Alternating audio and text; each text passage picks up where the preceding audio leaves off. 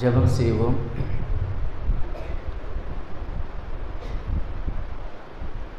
இயேசு நல்லவர், இயேசு வல்லவர், என்றென்றும் மாறாதவர். அவர் என்றென்றும் மாறாதவர். இயேசு நல்லவர், இயேசு வல்லவர், என்றென்றும் மாறாதவர். அவர் என்றென்றும் மாறாதவர். குருடரின் கண்களை திறந்தவர், நல்லவர் நல்லவரே. செவிடரின் செவிகளை திறந்தவர், அவர் நல்லவர் நல்லவரே. குருடரின் கண்களை திறந்தவர், அவர் நல்லவர் நல்லவரே.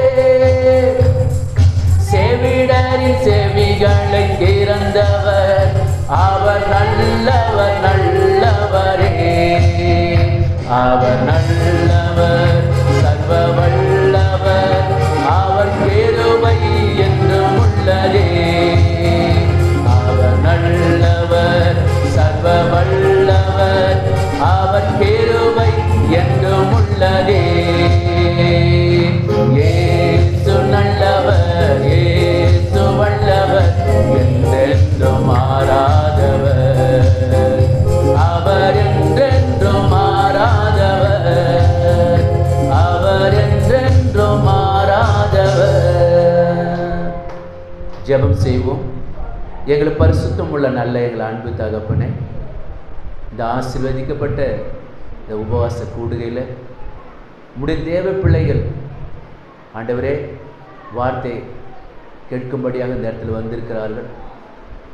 சத்தியத்தையும் அறிவீர்கள், சத்தியம் விடுதலையாக்க சொன்ன வார்த்தையின் பிரகாரம் அநேகர் அப்படி வார்த்தை விடுதலையாகட்டும், தடைகளை விலகட்டும், அதிசயங்களை அற்புதம் ஒவ்வொரு குடும்பட்டும் நடைபெற கிருபை செய்யுங்க. அடையனை மறித்து நீங்கள் வெளிப்படுங்க. இயேசு கிறிஸ்து மூலம் ஜெபம் கேளும் ஜீவனுள்ள நல்ல பிதாவே, ஆமென். அல்லேலூயா. உள்ள இந்த நாளில் அருமையான தேவஜனமே, இந்த சுகமளிக்கிற இந்த கூட்டத்தில் நீங்கள் உபவாசத்தோடு வந்து கர்த்தருடைய வார்த்தை நீங்கள் கேட்க வந்திருக்கிறீங்க. கர்த்தர் உங்களை ஆசீர்வதிப்பார். இந்த நாளில் கூட விடுதலை ஆக்குகிறவர் யார் வந்து என்னை விடுதலை ஆக்குவார்? எனக்கு ஒருவேளை இந்த மாதத்துடைய கடைசி நாளில் நான் கர்த்தருடைய வார்த்தை கேட்க வந்திருக்கிறேன். எனக்கு இயேசு கிறிஸ்து விடுதலை கொடுப்பாரா? எனக்கு சுகம் கொடுப்பாரா? இல்லை என் குடும்பத்தில் கடன் பிரச்சனை மாறுமா? இல்லை நான் பாவத்திலிருந்து விடுதலை பெற நான் என்ன செய்யணும்? ஆனால் பாருங்கள், இன்றைக்கி ஒருவேளை இயேசு கிறிஸ்து உங்களை விடுதலை ஆக்க போகிறார். அல்லேலூயா. வேத வசனம் சொல்லுது, யோவான் 8:36 சொல்றாரு, குமாரன் உங்களை விடுதலை ஆக்கினால் மெய்யாகவே விடுதலை ஆவீர்கள். குமாரன் உங்களை விடுதலை ஆக்கினால் மெய்யாகவே விடுதலை ஆவீர்கள் என்று வேத வசனம் சொல்லப்படுகிறது. லூக்கா 7:21 சொல்லப்படுகிறது, கொடிய வியாதிகளையும் பொல்லாத ஆவிகளையும் அநேகரை அவர் சுகமாக்கினார் என்று சொல்லப்படுகிறது. கொடிய வியாதிகளையும் பொல்லாத ஆவிகளையும் அநேகரை அவர் சுகமாக்கினார். மார்க்கு 5ஆம் அதிகாரத்தில் 25ஆம் வசனத்திலிருந்து 34 வரை இந்த வசனத்தில் சொல்லப்படுகிறது,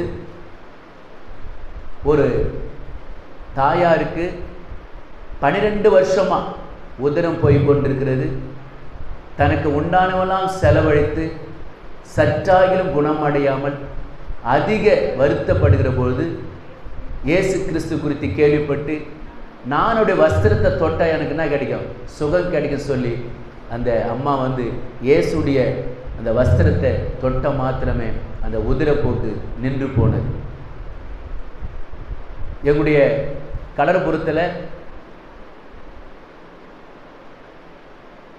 உபவாச கூடுகையில் அதிகாலையில் ஆலய ஆராதனை ஆரம்பிப்புக்கு முன்பதாக ஒரு மகள் வந்தாங்க.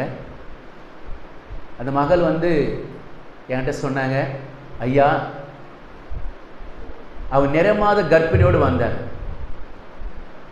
ஐயா எனக்காக நீங்கள் ப்ரேயர் பண்ணுங்க, எங்கள் அப்பா அம்மாலாம் என்னை திட்டுறாங்க, டாக்டர்லாம் என்னை திட்டுறாங்க, எங்கள் உறவெல்லாம் திட்டுறாங்க அப்படின்னாங்க. நான் கேட்டேன், ஏம்மா உங்களை திட்டுறாங்க, என்ன பிரச்சனை அப்படின்னு கேட்டேன். உடனே அந்த மகள் சொன்னாங்க, டாக்டர் எனக்கு சொன்னார், உனக்கு இருதயம் வீக்காக இருக்கும்போது நீ குழந்தை பெற்றுக்கொள்ளக்கூடாது, உனக்கு இருதயம் வீக்காக இருக்கும்போது நீ திருமணம் பண்ணி கொள்ளக்கூடாது அப்படின்னு டாக்டர் சொன்னாங்க. ஆனால் நான் யார் பேச்சும் கேட்காம திருமணம் பண்ணிக்கிட்டேன். டாக்டர்கிட்ட போன பிறகு சரி திருமணம் பண்ணிட்டா, ஆனால் குழந்தை நீங்கள் பெற்றுக்கொள்ளக்கூடாது சொல்லிட்டாரு. ஆனால் இப்போ எனக்கு குழந்தைய உருவாயிடுச்சுங்க, நான் என்ன பண்ணுறது, உங்கள் ஏசாப்பட்டு சொல்லி எனக்கு எந்த பிரச்சனையும் இல்லாமல் என் நல்ல முறையில் சுகப்பிரசவம் நடைபெற நீங்கள் ப்ரேயர் பண்ணுங்க அப்படின்னு நான் சொன்னேன். அந்த மகள் இயேசு அறியாத ஒரு மகள். அப்போ நான் சொன்னேன், நீங்கள் இப்போ எல்லா ஜனங்களாம் வர போகிறாங்க, நீங்கள் இந்த இடத்துல உட்காருங்க, இந்த ஆலய ஆராதனையில் கர்த்தருடைய வார்த்தை கேளுங்க, எல்லாரும் உபவாசம் இருந்து கர்த்தருடைய வார்த்தை இங்கே கேட்க வர போகிறாங்க. கேட்டு முடிஞ்ச பிறகு கடைசி நேரத்தில் எல்லாருக்கும் ஜெபிக்கும் போது நீங்களும் அந்த ஜெபத்தில் கலந்து கொண்டு ஏசாப்பா நோக்கி கூப்பிடுங்க, உங்களுக்கு தேவன் அற்புதம் செய்வார் அப்படின்னு சொல்லிட்டு இந்த மகளை உட்கார வச்சுட்டு ஒரு ப்ரேயர் ஆரம்பித்தோம். பாடல் பாடி கர்த்தர் வசனத்தை சொல்லி கடைசி நேரத்தில் ஜெபிக்க ஆரம்பித்தோம். அப்படி கடைசி நேரத்தில் ப்ரேயர் பண்ணும்போது, ஆண்டவரே இந்த பர்த்திமே குருடனுக்கு தாவீதின் குமாரனே எனக்கு இறங்கும் சொல்லி இந்த மார்க் 10ஆம் அதிகாரத்தில் அந்த சம்பவத்தை சொல்லி தான் கடைசி ஜெபம் செய்கிறேன். ஆண்டவர் இந்த பர்த்திமே குருடனுக்கு நீங்கள் கண்பார்வை கொடுத்தீங்களே, ஆண்டவர் இன்றைக்கு இந்த உபவாச கூடுதல் கலந்து கொண்டு ஆண்டவரே இந்த ஜெபத்தில் கலந்து கொண்டு உங்களை நோக்கி கூப்பிடுகிற இந்த பிள்ளைகளுக்கு மனம் இறங்குங்க ஏசாப்பா சொல்லி ஜெபத்தை முடிச்சுட்டு எல்லாரும் அனுப்பிச்சிட்டேன். அடுத்த மாதம் அந்த மகள் வராங்க, குழந்தை நல்ல ஒரு சுகப்பிரசத்தோடு குழந்தை சுமந்து கொண்டு ஆலயத்துக்கு வந்தாங்க. ஒரு அலைய சொல்லுமா, கரணத்தை நன்றி சொல்லுங்க. அருமையான தேவ ஜனமே, மனிதனால் கூடாதது தேவனால் கூடும். டாக்டர் சொன்னாங்க நீங்கள் திருமணம் பண்ணக்கூடாதுன்னு சொன்னாங்க, நீங்கள் குழந்தை பெற்றுக்கொள்ளக்கூடாதுன்னு சொன்னாங்க. ஏன்? உங்களுடைய இருதயம் அவ்வளோ வீக்காக இருக்கிறது. இன்றைக்கி பாரு, அந்த குடும்பத்தில் நான் இடையில இப்போ சந்தித்தேன். ஒரு இந்து குடும்பம் தான். அவங்க பையனை நல்லா உயரமாக வந்துட்டான், பிள்ளைங்க நல்லா படிக்கிறாங்க, 2 பிள்ளைங்க பிறந்துட்டாங்க. இப்போ அல்லேலூயா. எந்த டாக்டர் சொன்னாரோ அதே எல்லாம் பொய்யை ஆக்கினார். ஏசு தான் மெய், மற்றதெல்லாம் பொய். அல்லேலூயா. தொட்டான்னு சொல்லிட்டு ஒரு மந்திரவாதி அடிக்கடி சொல்லுவார், ஏசு தான் மெய், மற்றதெல்லாம் பொய்ன்னு சொன்ன மாதிரி ஏசு கிறிஸ்து அந்த மகளுக்கு சுகம் கொடுத்தாரு, நல்ல சுகப்பிரசவம் கொடுத்தாரு. இன்னைக்கு பிள்ளைங்களெல்லாம் உயரமாக வளர்ந்து எல்லாம் படிக்க ஆரம்பிச்சிட்டாங்க. அருமையான தேவ ஜனமே, குமாரன் உங்களை விடுதலை ஆக்கினால் மெய்யாகவே நீங்கள் விடுதலை ஆவீர்கள். அல்லேலூயா. யோவான் 5ஆம் அதிகாரத்தில் பாருங்க, 38 வருஷமா ஒரு மனுஷன் படுத்து கிடக்குறான். 38 வருஷம் படுத்திருக்கான். ஒரு அந்த குளத்தில் என்ன சிறப்பு அப்படின்னு பார்த்தீங்கன்னா, வானத்திலிருந்து தேவதூதன் அந்த குளத்தை கலக்கும்போது யார் முந்தி குதிக்கிறாங்களோ எப்பேற்பட்ட வியாதியெல்லாம் சுகமாயிடும். எப்பேற்பட்ட வியாதியெல்லாம் சுகமாயிடும். ஆனால் பாருங்கள், ஒவ்வொரு முறையும் தேவதூதன் அந்த குளத்தை கலக்கும்போது எல்லாரும் முந்தி குதித்து சுகம் பெற்று போவாங்க. ஆனால் அந்த குளத்தில் அந்த பெதஸ்தா அந்த குளத்தில் அந்த பக்கத்தில் படுத்து கொண்டது அந்த மனிதனுக்கு அவன் எழுந்து குதிக்க முடியாத, சுகம் பெற முடியாத ஒரு சூழ்நிலை அவன் இருந்தான். இயேசுதான் நீதியின் கதிரவன், உனக்காக உதயமானார் உலகத்திலே. இயேசுதான் நீதியின் கதிரவன், உனக்காக உதயமானார் உலகத்திலே. நம்பிவா வெளிச்சம் தேடிவா, நம்பிவா வெளிச்சம் தேடிவா. உன் துக்க நாட்கள் என்றோடு முடிந்தது, உன் துக்க நாட்கள் என்றோடு முடிந்தது. துன்பமா துயரமா அது தண்ணீர் பட்ட உடை போன்றதமா. காற்றடிச்சா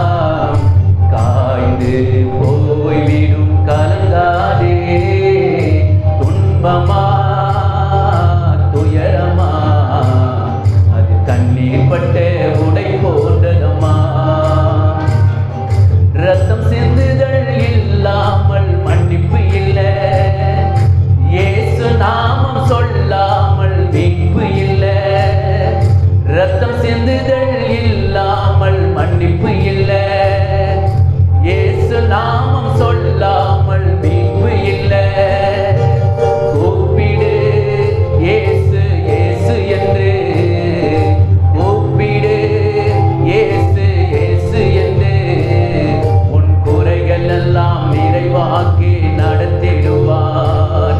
உன் குறைகள் எல்லாம் நிறைவாக்கி நடத்திடுவார். துன்பமா துயரமா அது தண்ணீர் பட்ட உடை போன்றதம்மா. அருமையான தேவஜனமே, ஒருவேளை அந்த குளத்தில் போய் கொண்டு போய் விடுறதுக்கு ஒருத்தருமே இல்லை. நீங்கள் யோவான் 5ஆம் அதிகாரத்தில் படித்து பார்த்தீங்கன்னா 7-8 வசனத்தை சொல்லும்போது ஏசாமி கேட்குறாரு, உனக்கு சுகமாக வேண்டும் விரும்புகிறாயா அப்படின்னு கேட்குறாரு. ஒன்று அவன் சொல்கிறான், அவன் சொல்லணும்னா சொல்லணும், ஆண்டவரே எனக்கு சுகம் வேணும் தான் சொல்லணும். ஆனால் அவன் சொல்கிறான், ஆண்டவரே என்னை குளத்தில் கொண்டு போய் விடுவதற்கு ஒருவரும் இல்லையே. அல்லேலூயா. அவனை தேடி தான் இயேசு வந்தார். அப்போ அவனை பார்த்து சொல்றாரு, அந்த வசனத்தை படிங்க, 7-8 படிங்க. அதற்கு வியாதிஸ்தன், ஆண்டவரே தண்ணீர் கலக்கப்படும் போது என்னை குளத்தில் கொண்டு போய் விடுவதற்கு ஒருவரும் இல்லை. நான் போகிறதுக்குள்ள வேறொரு எனக்கு முந்தி வந்து இறங்கி விடுகிறான். இயேசு அவனை நோக்கி, எழுந்திரு, உன் படுக்கை எடுத்துக்கொண்டு நட என்று சொன்னார். அருமையான தேவன், ஒரு அல்லேலூயா சொல்லுமா பாருங்க. 38 வருஷமா படுத்திருந்த மனிதனை தேடி சென்றார். அந்த தேவன் உங்களை தேடி வந்திருக்கிறார், உங்களை சுகம் கொடுக்க வந்திருக்கிறார். அல்லேலூயா. அவன் தன்னுடைய படுக்கை எடுத்துக்கொண்டு அவன் நடந்து போனான். அருமையான தேவஜனமே, ஒரு இன்றைக்கு ஒருவேளை தேவன் உங்களுக்கு அற்புதம் செய்ய போகிறார். உங்களுக்கு உங்களுடைய சரீரத்தில் இருந்த வியாதியெல்லாம் இன்றைக்கு நீக்க போகிறார். உங்களுக்கு விடுதலை கொடுக்க போகிறார். அல்லேலூயா. அடுத்து பாருங்க, பிசாசிலிருந்து விடுதலை உங்களுக்கு தருவார். அதுலேருந்து ஒரு விடுதலை ஆக்குவார். லூக்கா 13ஆம் அதிகாரத்தில் 10ஆம் வசனத்தில் வாசிக்கும் போது, லூக்கா 13 10ஆம் வசனத்தில் ஒரு வாசிக்க கேட்போம். லூக்கா 13:10 முதல். இயேசு கிறிஸ்து ஓய்வு நாளில் ஜெப ஆலயத்துக்கு வராரு. போதகம் பண்ணி கொண்டிருந்தார்.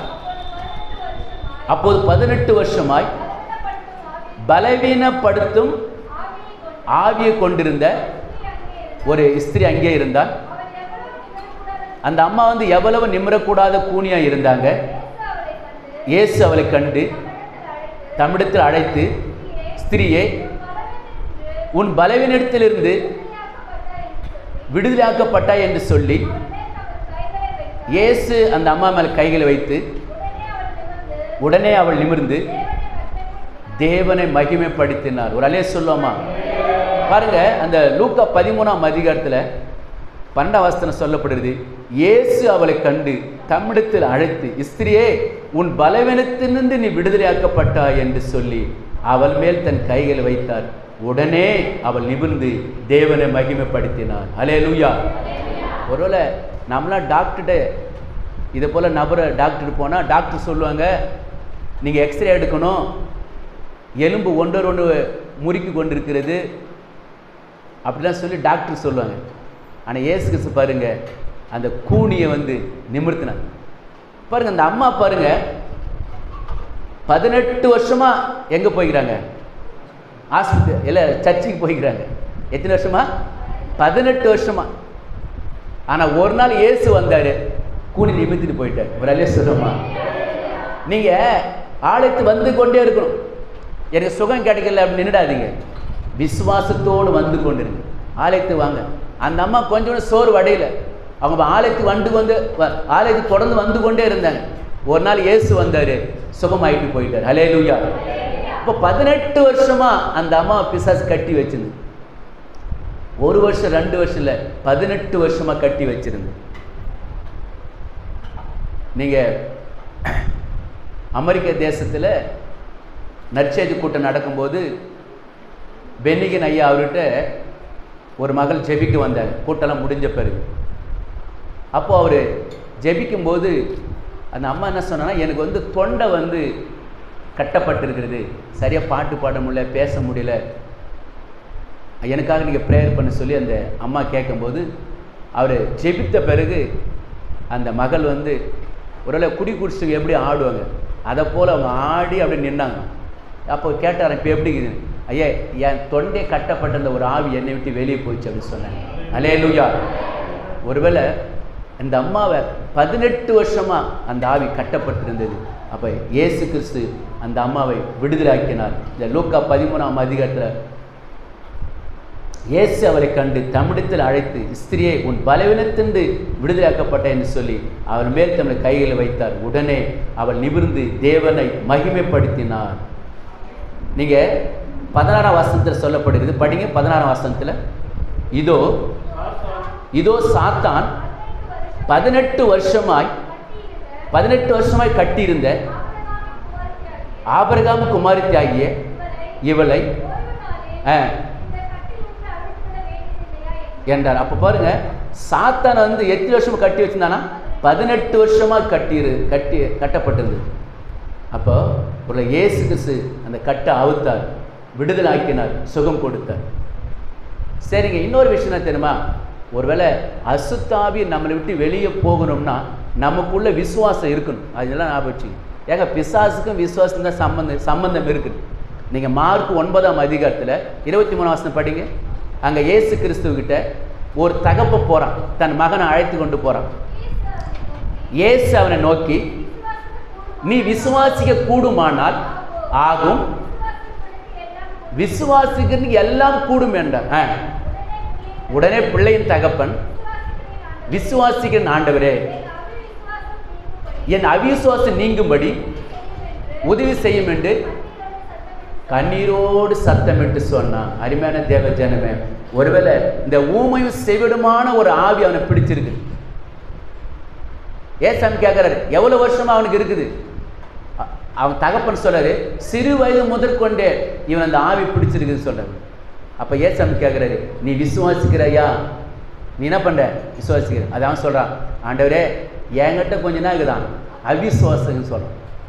அருமையான தேவ ஜனமே, அவிசுவாசம் இருக்கக்கூடாது, அவிசுவாசம் இருக்கக்கூடாது. அதான் மார்க் 11ஆம் அதிகாரத்தில் சொல்றாரு, படிங்க. மார்க் 11 எடுங்க பார்க்கும். மார்க் 11ஆம் அதிகாரத்தில் அங்கே ஒரு வசனம் சொல்லப்படுகிறது. 11:23 படிங்க. எவனாகிலும் இந்த மலையை பார்த்து நீ பெயர்ந்து சமுத்திரம் தள்ளுண்டு போய் என்று சொல்லி சொன்னபடியே நடக்கும் என்று தன் இருதயத்தை சந்தேகப்படாமல் விசுவாசித்தால் அவன் சொன்னபடியே ஆகும் என்று மெய்யாக உங்களுக்கு சொல்லுகிறேன். உடனே சொல்லுமா பாருங்க, சொல்ல பாருங்க, சந்தேகப்படாமல் விசுவாசித்தால் நீங்க சொன்னது அப்படியே நடக்கும். அல்லேலூயா. நேற்று கூட ஒரு வீட்டுக்கு நான் பிரேயருக்கு போயிருந்தேன். அப்போ நான் ஆண்டு தான் சொன்னேன், ஏசப்பா, பாட்டு பாடி முடிச்சிட்ட பிறகு செய்தி கொடுக்குற நேரத்தில் மழை பெஞ்சுது. நான் சொன்னேன், சாயங்கால நேரத்தில் தான், ஆண்டவரே, செய்தி கொடுத்து முடித்த பிறகு மழை நின்றுணும், நான் வீட்டுக்கு போகணும் அப்படின்னு. அதே மாதிரி செய்தி கொடுத்து முடித்தேன், மழை நின்றுச்சு, வீட்டுக்கு போயிட்டேன். அல்லேலூயா. விசுவாசம் நீங்கள் அறிக்கையிடும். ரோமர் 10:9 சொல்றாரு. என்ன சொல்றாரு? ரோமர் 10:9 படிங்க பார்க்கும். ரோமர் 10:9 உங்க வாயினால நீங்க அறிக்கையிடணுமா? சொல்லுங்க. ரோமர் 10:9 படிங்க. ரோமர் 10:9 என்னவென்றால், படிங்க, எடுத்து வாசிங்க பார்க்கும். ரோமர் 10:9 என்னவென்றால், கர்த்தராகிய இயேசுவை நீ உன் வாயினால் அறிக்கையிட்டு தேவன் அவர் மரித்தோரிலிருந்து எழுப்பினார் என்று உன் இருதயத்தில் விசுவாசித்தால் ரட்சிக்கப்படுவார். அல்லே சொல்லுமா? நீங்க வாயினால் சொல்ல வைக்கணும். நீங்க வாயினால் சொல்லணும், இயேசு கிறிஸ்து எனக்காக சிலுவையில மரித்து 3ஆம் உயிரோடு எழுந்தான்னு நீங்க சொல்லுங்க. சொல்லி நீங்க இருதயத்தில் விசுவாசித்தால் நீ ரட்சிக்கப்படுவ, நீ காப்பாற்றப்படும் சொல்ல. எங்க வீட்டுக்கு பக்கத்துல ஒரு 3 வீடு தள்ளி ஒரு 11 மணிக்கு ஒரு வாலிப தம்பி வந்தாப்புல, திருமணமான ஒரு தம்பி. அவர் என்கிட்ட வந்து சொன்னார், ஐயா, எங்கள் சொந்தக்காரெலாம் வந்துக்கிறாங்க, எங்கள் மச்சின்ஸெலாம் வந்துக்கிறாங்க. எங்கள் மச்சின்ஸுக்கு வந்து ஒரு 2 வருஷமாக வந்து தூக்கமாக வர மாட்டேங்குது. எங்கள் வீட்டுக்கு விருந்தாலே வந்துக்கிறாங்க. சரி, எங்கள் பக்கத்தில் ஒரு பாஸ்டர் இருக்கிறாரு, அவர்கிட்ட போகலான்னு சொல்லி நான் உங்ககிட்ட வந்தேங்க ஐயா. எங்கள் வீட்டுக்கு வந்து ஜெபம் பண்ணிட்டு போனேன்.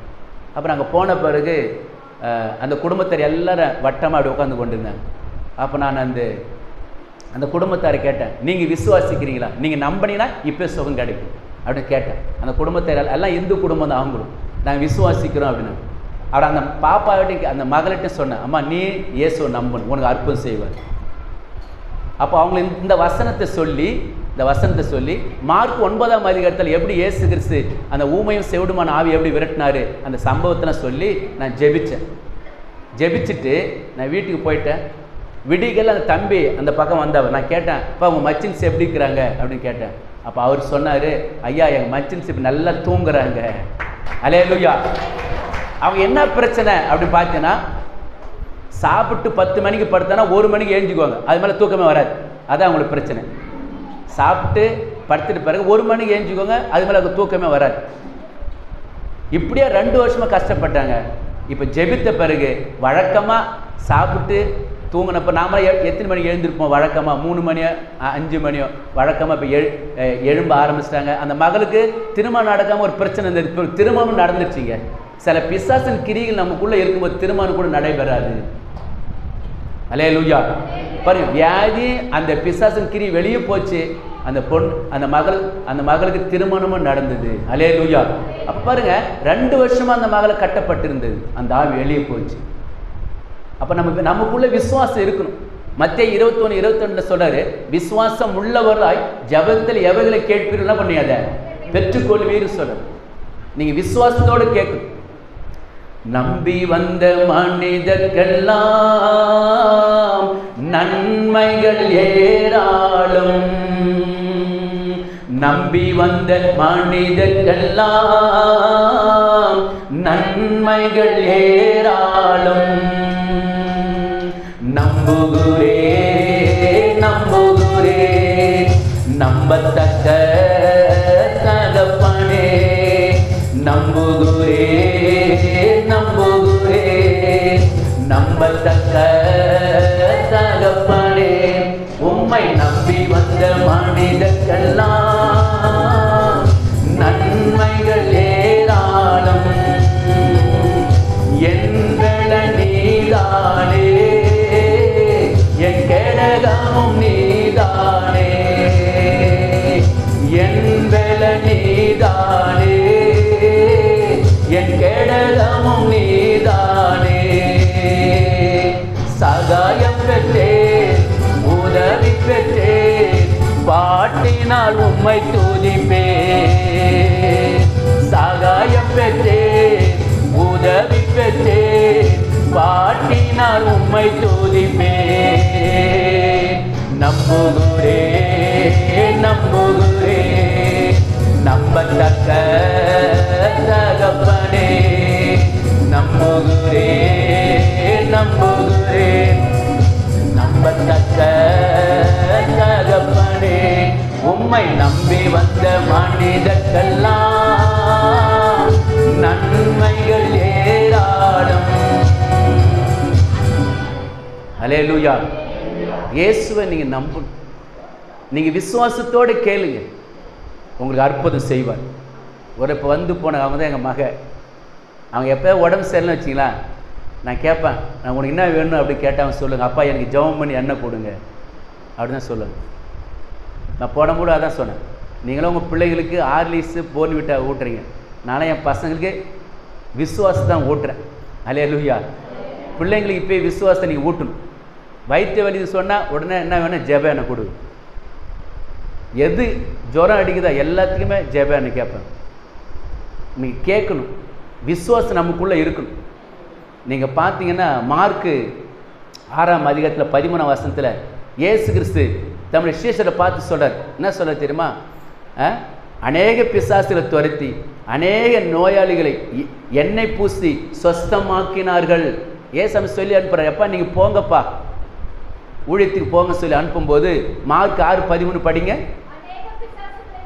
அநேக பிசாசுகளை துரத்தி அநேக நோயாளிகளை எண்ணெய் பூசி சொஸ்தமாக்கினார். அல்லேலூயா. ஆமாம். யாக்கோபு 5ஆம் அதிகாரம் படிங்கன்னா சொல்றாரு, எப்படி நீங்கள் எண்ணெய் பூசி தடவணுமா படிங்க. யாக்கோபு 5ஆம் அதிகாரத்தில் ஒரு வசனம் படிங்க. நீங்கள் சொஸ்தம் அடையும்படிக்கு இல்லை, யாக்கோபு 5ஆம் அதிகாரத்தில் எண்ணெய் பூசின்னு ஜெபிக்க சொல்லுவார். எடுங்கப்பாங்க யாக்கோபு 5. அப்போது விசுவாசமுள்ள ஜெபம் பிணியாளி ரட்சிக்கும்.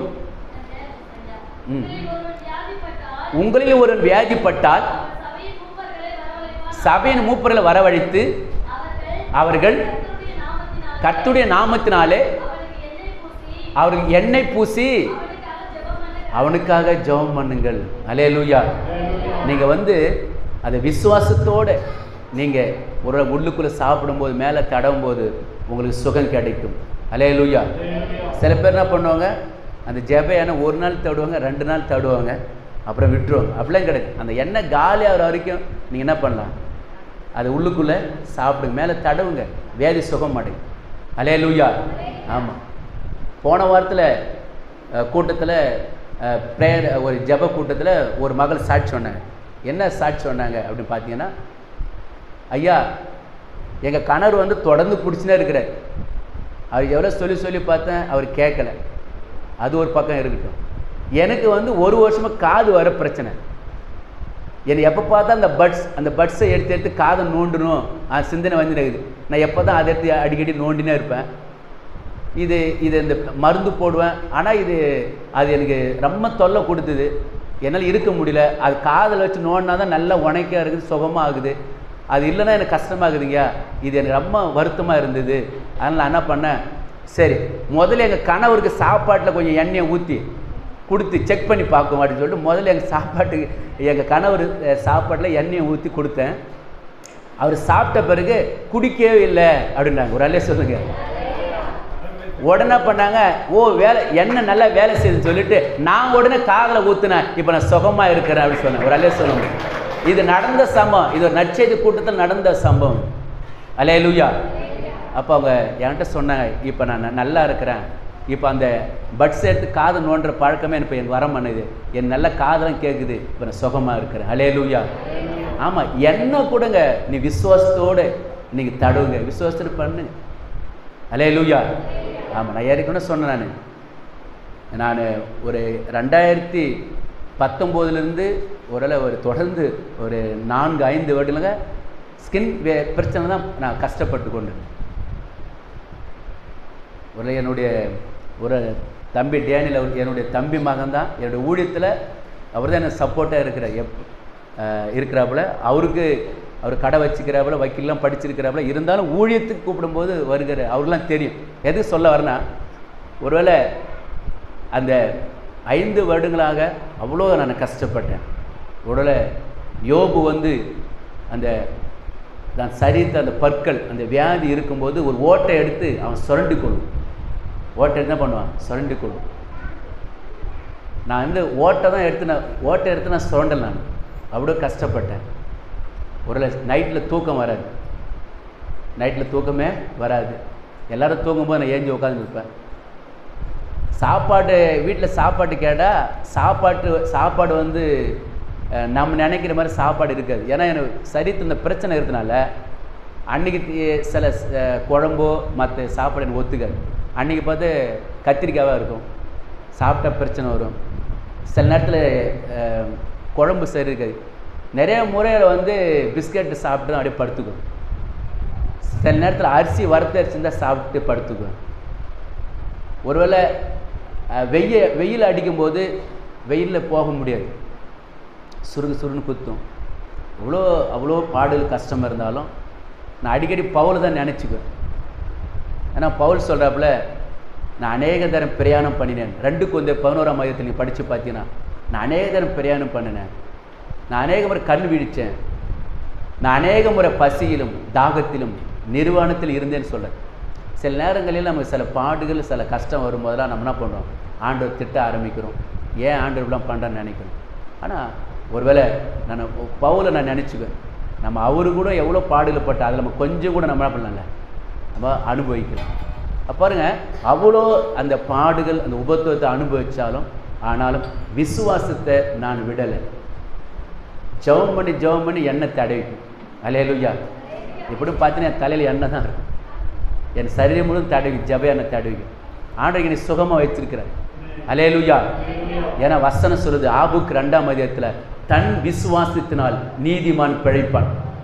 ஆமாம், ஒரு காலத்தில் வந்து பாச மாதிரி ஜெபிச்சுன்னு இருந்தாங்க. இப்போல்லாம் நீங்கள் தான் ஜெபிச்சாகணும். உங்களுடைய விசுவாசம்தான். விசுவாசத்தினால் நீதிமான் பிழைப்பான். நீங்கள் விசுவாசத்தில் உறுதியாக இருக்கு. எபிரேயர் இன்னொரு அர்த்தம் சொல்றாரு, எபிரேயர் 10:38 விசுவாசத்தில் நீதிமான் பிழைப்பான், அவன் பின்வாங்கி போனேயானால் என் ஆத்துமா அவன் மேலே பிரியமா இருக்காது சொல்றாரு. அல்லேலூயா. விசுவாசம் நமக்குள்ள இருக்கணுங்க. எப்பேற்பட்ட வியாதி இருக்கட்டும் ஆண்டவர் சுகமாக்குவார். எப்பேற்பட்ட பிசாசின் கிரியில் இருந்தாலும் உங்களை விடுதலை ஆக்குவார். ஆனால் விசுவாசம் நமக்குள்ள இருக்கணுங்க. அல்லேலூயா. விசுவாசம் நமக்கு குறையவே கூடாது. மத்தேயு 17 சொல்றாரு, 17 சொல்றாரு, கடுகு விதை அளவு உங்களுக்குள்ள விசுவாசம் இருக்கணும்ன்றாரு. என்ன விதை? கடுகு விதை அளவு உங்களுக்கு விசுவாசம் இருக்கணுங்க. இருந்தால் எப்பேற்பட்ட வியாதி சுகம் அடையுங்க. அல்லேலூயா. ஆமாம், அந்த விசுவாசம் நமக்குள்ள இருக்கும்.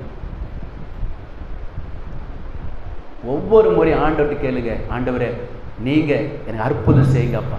அந்த நீங்கள் கேளுங்க, அவர் அற்புதம் செய்வார். இப்போ விசுவாசம் நமக்குள்ள ஒரு நாள் குறையக்கூடாது. கானானே நாட்டை சேர்ந்த அம்மா பார்த்து சொல்றாரு, என்ன சொல்றாரு? மத்தேயு 15ஆம் அதிகாரத்தில் 28 வசனம் சொல்லுது, உன் விசுவாசம் பெரியதுன்ற ஒரு அலைய சொல்லுமா. நம்ம விசுவாசம் சின்னதாக இருக்கக்கூடாதுங்க, பெருசா இருக்கணும். உன் விசுவாசம் பெரியது. அல்லேலூயா. ஆமாம், விசுவாசம் குறையக்கூடாது. எனக்கு அற்புதம் செய்வார், எனக்கு என் பிள்ளை திருமணம் நடத்தி கொடுவார், என் மகள் மேலே என் பையன் மேலே அந்த அசுத்தாவை விரட்டுவார். அந்த நம்பிக்கை உங்களுக்குள்ள இருக்கணும். அல்லேலூயா. அடுத்து பாருங்க, ரோமர் 7:24 படிங்க. ரோமர் 7:24 படிங்க. ரோமர் 7:24. ரோமர் 7:24. நிர்பந்தமான மனுஷன் நான், இந்த மரண சரீரத்திலிருந்து யார் என்னை விடுதலை ஆக்குவார்? ஒரு அலைய சொல்லுமா, யார் என்னை விடுதலை ஆக்குவார்? அப்ப பாருங்க, சில பேர் சொல்லுவாங்க, நான் இதை விடணும்னு நினைக்கிறேன், நான் அதுதான் செய்கிறேன். நீங்கள் இந்த அதே ரோமர் 7ஆம் அதிகாரத்தில் அந்த வசனம் இருக்குது. ரோமர் 7 சொல்றாரு, என்ன சொல்றாரு? 15ஆம் வசனம் படிங்க. எப்படி எனில் நான் செய்கிறது எனக்கு என்ன இல்லை, சம்மதி இல்லை. நான் விரும்புகிறதை செய்யாமல் நான் வெறுக்கிறதே செய்கிறேன். நான் அந்த சிகரெட்டை விட நினைக்கிறேன், ஆனால் சிகரெட்டை விட முடியல, அதான் நான் செய்கிறேன். நான் குடிக்கக்கூடாதுன்னு நினைக்கிறேன், ஆனால் நான் என்ன பண்ணுறேன், குடிக்கிறேன். நான் புயல போடக்கூடாதுன்னு இருக்கிறேன், நான் புயல போடுறேன். பான் பிறகு போடாத இருக்கிறேன், ஆனால் பான் பிறகு போடுறேன். அப்போ கவனிங்க, நீங்கள் ஜெபிக்கணும், ஆண்டவரே என்ன நீங்கள் விடுதலை ஆக்குங்க, என்ன நீங்கள் விடுதலை ஆக்குன்னு கேட்டு பாருங்க, உங்களை விடுதலை தருவார். இன்னும் ஒரு விஷயம் சொல்கிறேன். ரோமர் 8:13 சொல்கிறாரு. ரோமர் 8:13 ஆவியினால தான் சரீரத்தின் செய்கைகளை அழிக்க முடியுமா? அப்போ இதை விட நீங்கள் பரிசுத்தவன்ட்டு கேளுங்க, பரிசுத்தாவியரே நீங்கள் என் மேலே இறங்க. ரோமர் 8:13 படிங்க. அதை சொல்றாரு பாருங்க, மாம்சத்தின்படி பிழைத்தால் சாவீர்கள், ஆவியினால தான் சரீரத்தின் செய்கைலாம் பண்ண முடியுமா?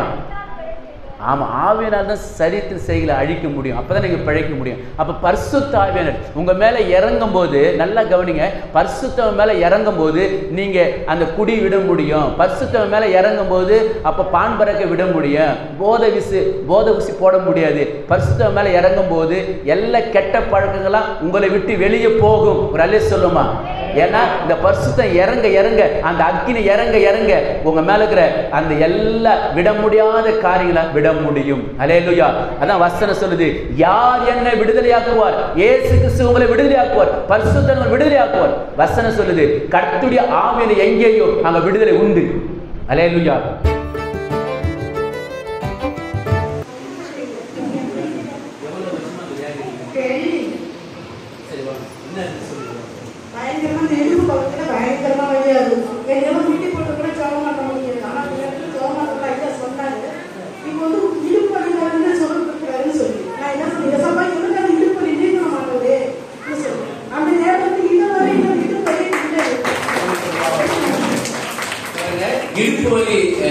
இடுப்புல வந்துக்கிறீங்க, தேவனுக்கு சுகம் கொடுப்பவர் சொன்ன அந்த ஜெப வேலையில பேரு தூது வேலைக்கு அந்த இடுப்பு வலி இப்ப இல்ல, தேவ சுகம் கொடுத்தார். அல்லேலூயா. இப்ப